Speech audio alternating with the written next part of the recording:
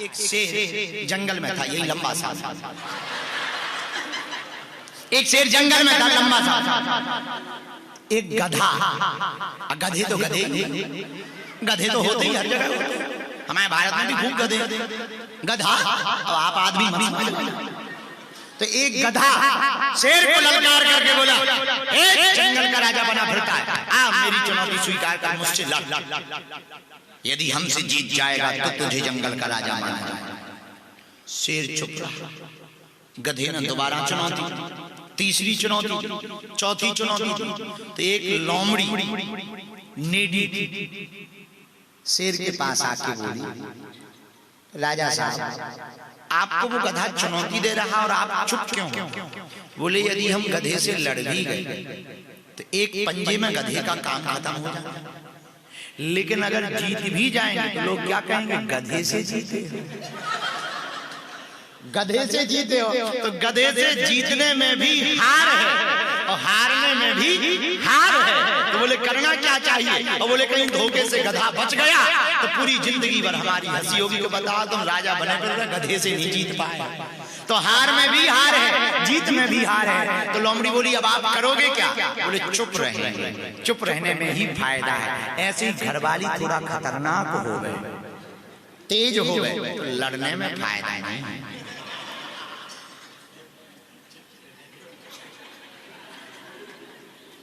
चुप रहने में फायदा। या पति तुम्हारा तेज हो, पति तेज हो, क्या करोगे? अब लड़ोगे थोड़ी, लड़ोगे तो तमाशा बना, पुलिस केस होगा। तो क्या किया जाए? पति देव गरम मिजाज के हैं, तुम चुप हो। एक माता जी हमारे पास आई पिछले साल सुआ की। गुरुजी हमारे घर में बहुत लड़ाई होती है, हमने सुना आपके पास बहुत सिद्धियां हैं। हमका सही सुना, हमने भी अपने बारे में यही सुना है। तो बोले गुरुजी आप कोई मंत्र ऐसा बता दो कि हमारे घर की लड़ाई बंद हो जाए। हमका लड़ाई किससे होती? बोले हमारी सासू माँ बहुत खतरनाक है। हम जैसे घर पे जाते हैं इतनी गाली बकती, आ गई पंडिता, आ गई पुजारी, बाबाओं के चक्कर में बनी फिरी रहती है, बाहर ही डोलती रहती है, काम काज तो करती नहीं है। 10 बजे सो के उठती है, बस पूजा पाठ में लगी रहती है, बस मंडली बना ली है, बस पूरी सहेलियों के साथ दिन भर डोलती रहती है, और तो कोई काम ही नहीं है, इधर उधर फुदकती रहती है। हम समझ गए तुम्हारी सासू माँ खतरनाक है। तो ऐसे ही प्रवचन सासू माँ सुना, बड़ी हैरान, अब बड़ी हैरान। तो उसने कहा गुरुजी आप कोई उपाय बताओ। हमका बेटा एक उपाय है, कल आना, हम तुमको एक अभिमंत्रित जल देंगे। तो हमका फिर तुम क्या करते हो? बोले फिर हमें से भी नहीं रहा जाता, सो हम भी सुना देते। लड़ाई ज्यादा हो जाती है, पति को बीच बचाव करना पड़ता है, तो पति बेचारा परेशान रहता। हमके शांति होगी, शांति होगी कैसे? हमका कल पता है हमें क्या क्या? एक बोतल जल फिजी का शक्कर डाला, थोड़ी उसमें केसर डाला, और उसके ही सामने मंत्र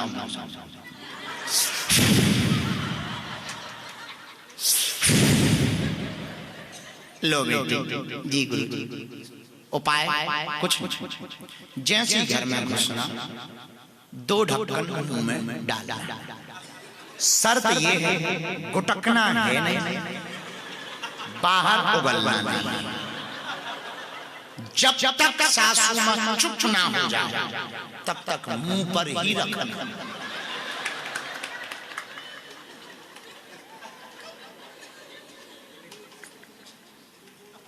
गुरुजी बोले नहीं, मंत्र जब चलेगा।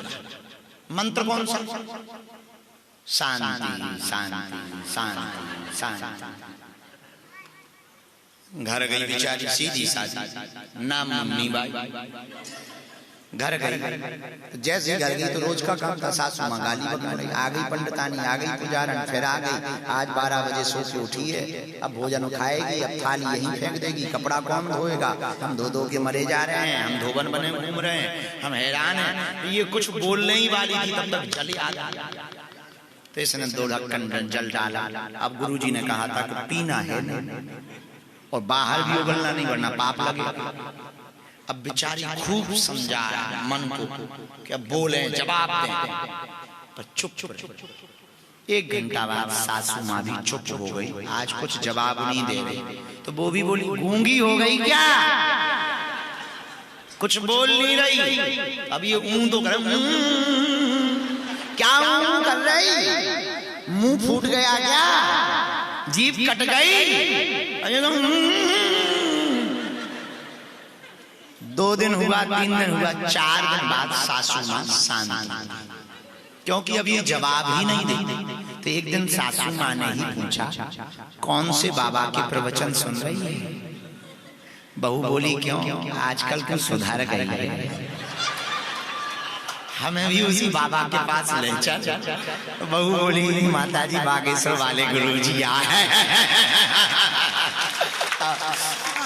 जब हम वापस जाने लगे तो नेडी एयरपोर्ट पर वो फिर मिलने आई, गुरुजी हम जा रहे हैं, आप जा रहे हो, हमें बड़ी दिक्कत। हमका क्या दिक्कत, बोले गुरुजी क्या बताएं, आपने जो जल दिया था मंत्र मारकर वो पूरा खत्म होने वाला है, हमने बहुत उपयोग किया। हमका इतना उपयोग किया, जी गुरुजी 2 ही ढक्कन लिया, आप चले जाओगे फिर लड़ाई शुरू हो जाएगी। हम कहे बिल्कुल नहीं होगी। बोले उपाय क्या है, हमका थोड़ा जल बचा है, बोले बचा है। हमका तुम्हारे यहाँ नल आता है, बोले नल आता है। हमका उसमें जल में नल खोल करके भर देना जल को, जितना बचे हनुमान जी का नाम लेके फिर से भरते रहना, भरते रहना, भरते रहना, भरते रहना मुंह में।